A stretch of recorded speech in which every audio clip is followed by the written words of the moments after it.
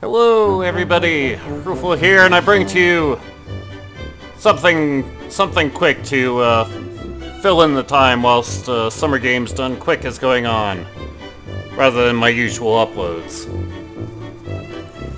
Summer Games Done Quick is a charity marathon benefiting Doctors Without Borders, and will be going on from July 2nd to July 9th of the year 2017. Find more information at gamesdonequick.com. But never mind that. Let's go on with this game. Which, yes.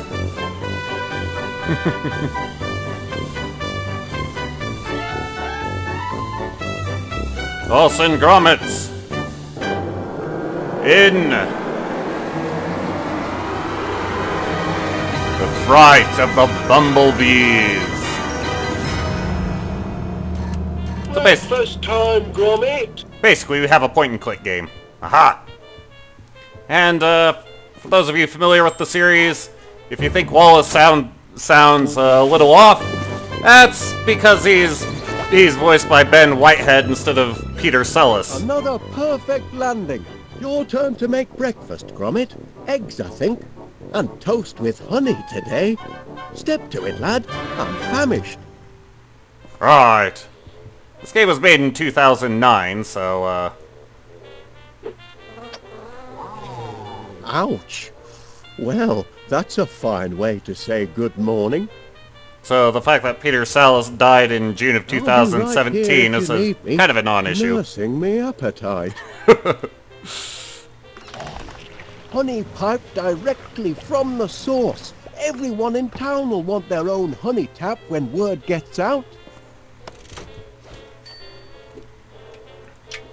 There you go, Wallace. Honey? How sweet of you, Gromit. But where are the eggs and toast? Probably in the kitchen.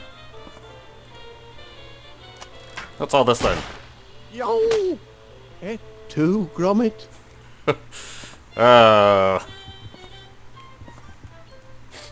Silicon flowers, Gromit. A major contribution to our modern lifestyle. Fascinating.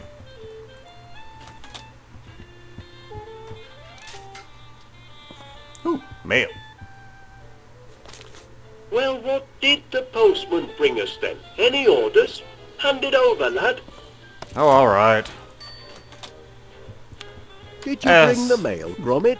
For any who don't know, Wallace is an inventor, and Gromit is his long-suffering dog who frequently comes to save the day. Oh, no. Final demand? I don't know. There's payment due now, and a disconnection? Nothing but bills, Gromit. I can't look at these before I have my breakfast. If we don't find some steady customers soon, I don't know how we'll make ends meet. Oh, all right then. I'll open one, but just the one? Seems your subscription to Marrow Growers Monthly is up for renewal. Don't suppose you'd consider cancelling? Thought not. Oh, better pay up then. Now, where did I put my pen? Ah, yes. Wallace may be an inventor, but, practical is not typically in his vocabulary. He was raised by his uncle Rube Goldberg, after all. Isn't a canon thing, but, you know. Hey! That dog is getting a little too independent, if you ask me. Yes, we are going to need that badger.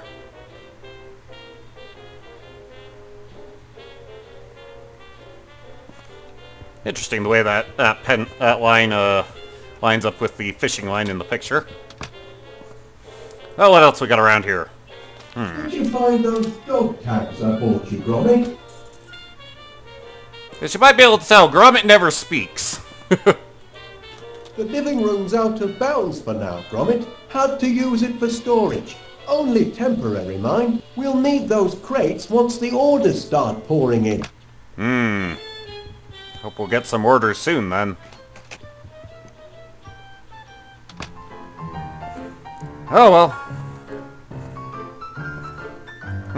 It's a message. Hi, old Wallace. Bannier here. Sorry to leave a message, but it's about that incident in my shop.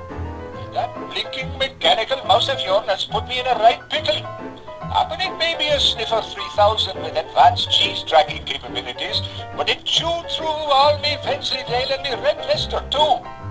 Now, I know we've always been on good terms, but this morning I find myself not inconsiderably discombobulated, and I can't let it happen again, I'm afraid. I'm sorry to say that with the deepest regret, and following police advice, you and your blinking contraptions are barred from my establishment until further notice. For any of you unfamiliar with Wallace and Gromit, the only characters in this game that are actually true to the normal episodes are in fact just Wallace and Gromit. But we have more messages. What's all this then? Wallace, old chap. Crumb here, Major Crumb. Word in your shell like, can't say where it came from, mum's the word, but I'm getting intelligence of unusual airborne activity in your sector. Can't say more than that. Walls have ears, don't you know? But if you take my advice, you look to the heavens and take cover. Going to get pretty sticky is my guess. Terror from the skies. Death and destruction raining down. That sort of thing.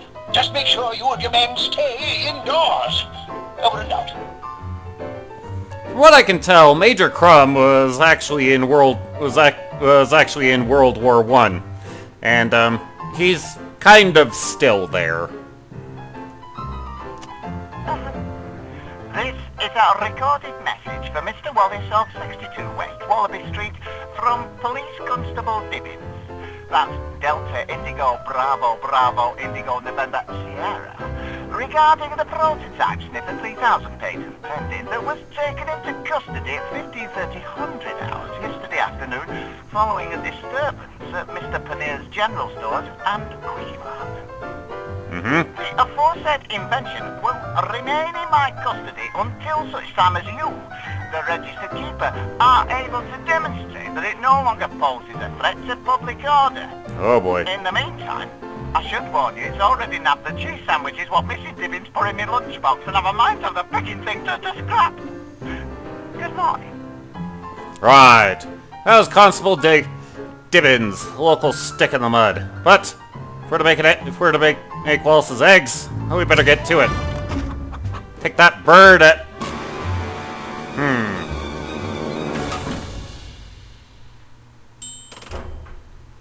Seem to have a cog or two missing from our Rube Goldberg device. Let's reset this.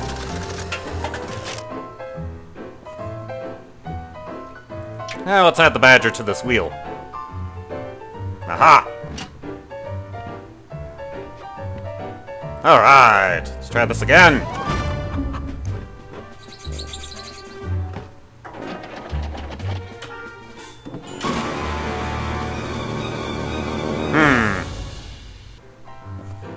Something's still amiss here.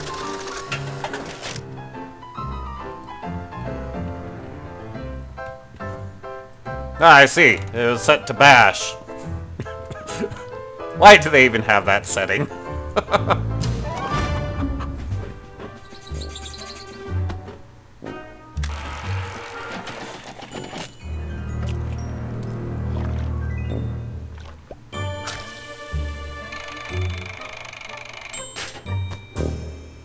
Eggs up! There are also various references around the house.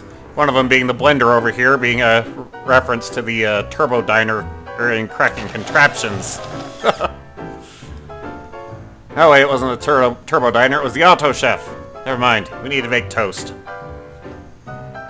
This is a simple operation, right? Or not.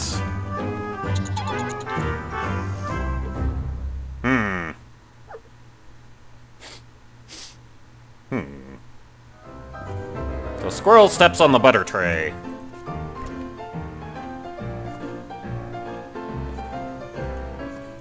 Take some butter then.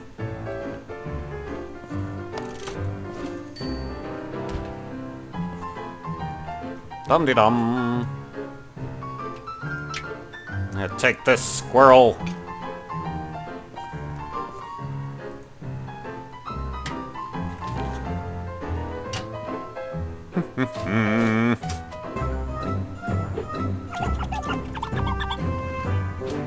Aha! Mission accomplished.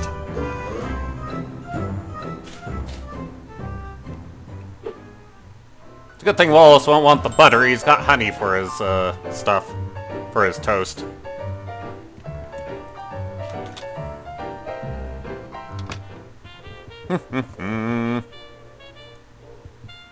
Aha!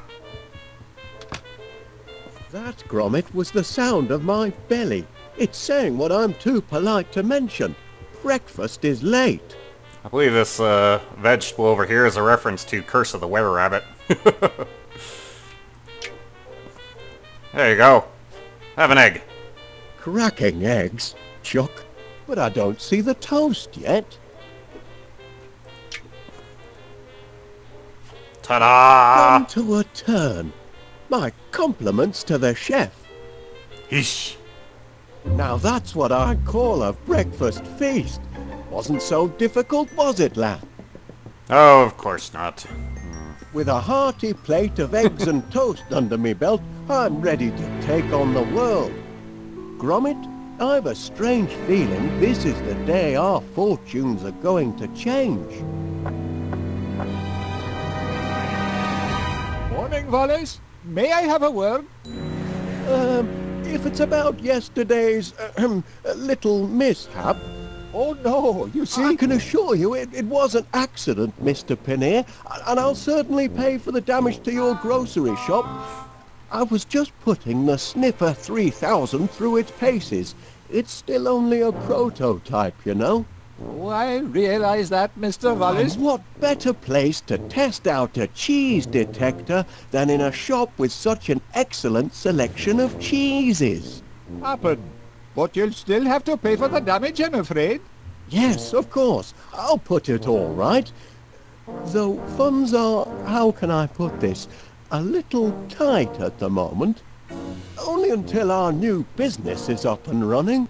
Aye, well, that's what I'm here to talk about. I understand you and Gromit are in the honey business now. Fresh deliveries daily, from bee to you. Ah, well, perhaps I can help you get on your feet.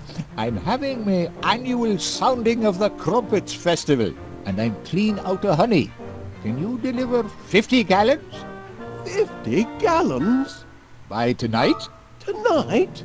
It'll more than cancel your debt, and it'll be good advertising for you. What do you say? I say, We don't have that kind of throughput, boss. I say yes! We're in business, lad!